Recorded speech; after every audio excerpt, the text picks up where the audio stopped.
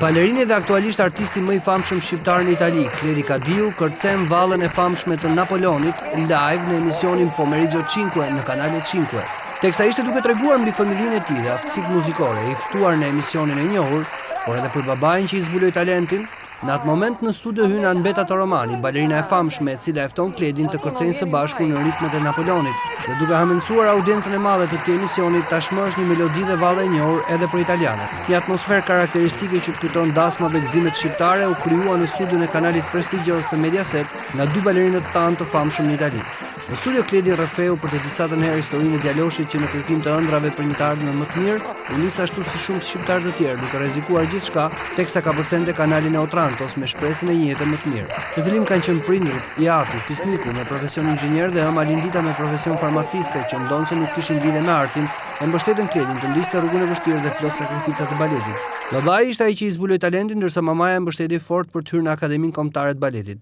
Tashmë Kledi numëron pjesëmarrjen në 10 emisione të superndjekura nga 50 milionë italian, në shfaqje e premiera baletin Itali e gjetk, apo në kalendare sikur ishte rasti i pozimit për Max. Gjithashtu libri autobiografik i balerinit shqiptar pati një sukses të jashtëzakonshëm në Itali, çka bëri që të çlirojë dhe filmi Paso a Due. Tashmë Kledi Kadiu është i angazhuar me televizionet italiane ku përgatit koreografi, balete të ndryshme apo dhe dokumentar, siç është rasti i vizitës më të fundit të tij në Tiranë, kur para pak kohësh erdhi me gazetar të kanalit Rai 5 për të realizuar një film dokumentar mbi shkollën shqiptare të baletit që shihet me admirim dhe shihet madhe egzotike nga publiku në Itali.